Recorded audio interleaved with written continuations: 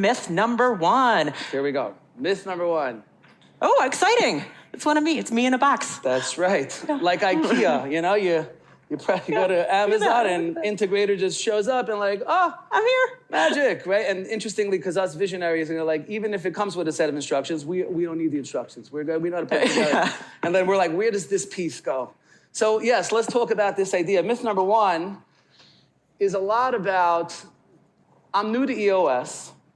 And even for those, it's interesting, you know, I have clients that are here and they're running on EOS for 3 years. And they're like, oh, I'm supposed to go to that 3-year track. I'm like, now that it's 3 years and you're finally getting it, you need to start from the beginning. So even though they're in it for a while, so I'm new to EOS. All of us are still always new to EOS in some degree.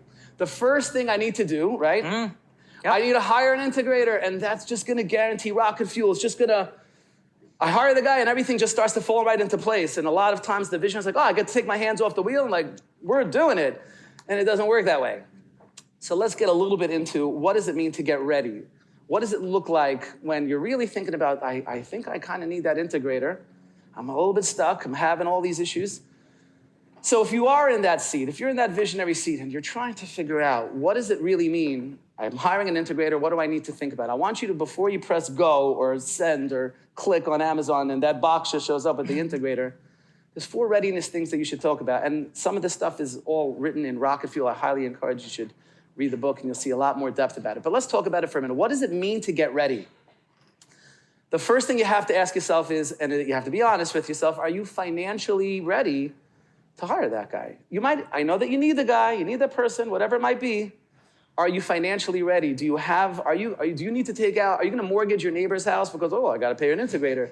Or are you actually financially ready to do not just the salary that it's gonna require, and you'll see we're gonna get further into it, the training that the person's gonna require, the coaching that the person's gonna require. So you have to first ask yourself, are we really financially ready? What does this really look like? What does that take? But that's not enough. The next thing you have to ask yourself before you press go on the integrator button is you have to ask yourself, are you psychologically ready?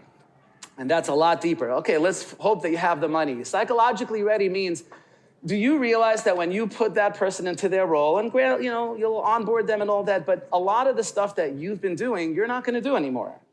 And that's really freaking scary for people because all of a sudden they're like, well, who's gonna, you know, they're gonna start to micromanage and they start to oversee every little thing that the person's doing, and because they never really were ready to let go.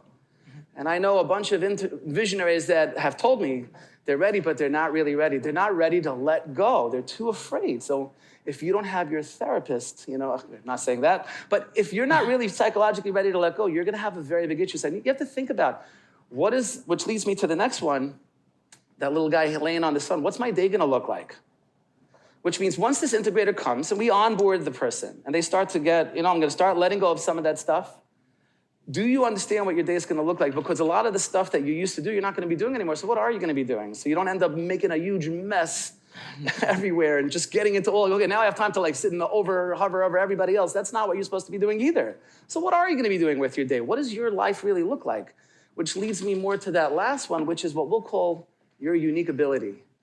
Understanding you need to first think about what is my unique ability? Because if I'm handing this role to the other person, so what am I really great at doing? What is the role? And I've seen a lot of companies that I work with where the visionary will ask, what is my role? I know that in the book it says I'm supposed to be the culture guy. Like, what does that really look like? If you haven't given it a lot of thought of where you're supposed to be awesome, you're gonna get very, very much stuck. And unfortunately, I've seen a lot of bad things happen when they get stuck because the visionary or the owner just didn't think about these things. So the first thing you have to go through is these checklists and ask yourself, are we really ready in all these categories? And if you are, then you can start to move a little bit closer into, okay, now they're here. The IKEA box showed up and I checked off all these boxes.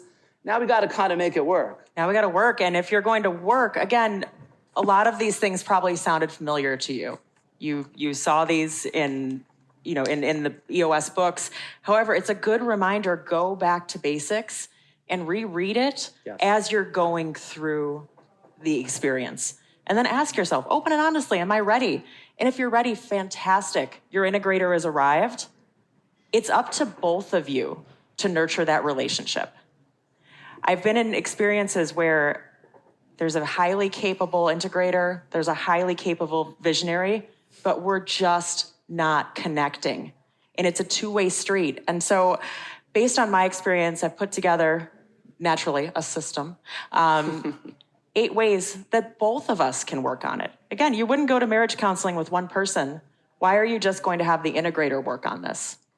So first of all, let's talk about what the integrator's doing. And just note, you do have these in your handout, so feel free as you're going through, just make some notes. Am I doing this? Am I not? It's not judgment. This is a practice. These are opportunities for improvement. So my very first one, and I call this out based on my tendency, it's don't cannonball. As the integrator, you want to go in, you want to show your value really fast, right? And so how do you show your value? You start making big changes because you know better, right? Oh, yeah. Do you know better, Svi? Well, as a visionary, usually all my ideas are brilliant. And I can't Exactly. understand why, like, what do you mean? But yeah, she's right. Cannonball, in a sense, is like, it's very good as the integrator. You have to start to listen. Just come in and just come prepared to just listen. You don't have to make changes on day one, even though the visionary is going to expect on day one, like, oh, what do you mean? Take over. You got to kind of help them get there. So just be ready to just listen and start to learn some of that process. Absolutely. And part of that process is there thanks to the EOS tools. You have a VTO written out. You understand where they want to go. I'm sure that you have great people on the team. Ask them questions, learn from them.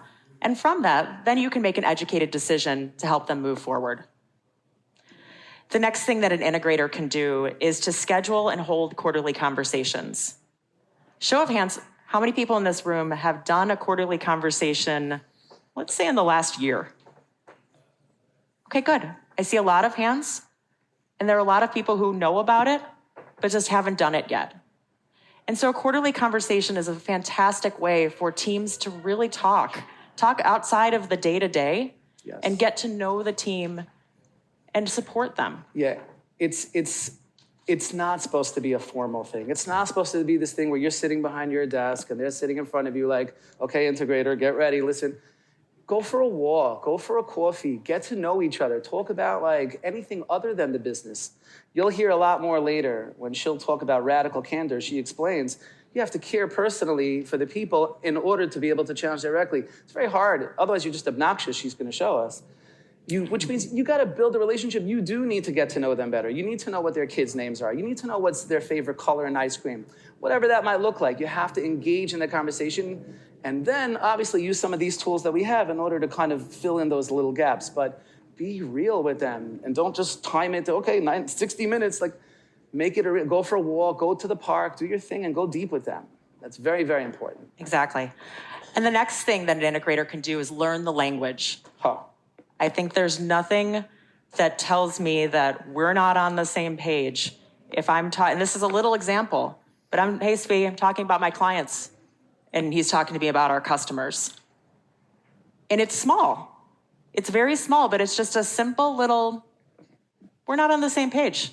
Yeah, all these terms that we're talking about. I still have clients, like I said, running for 3 years. They still haven't figured out what rocks are, and they're still.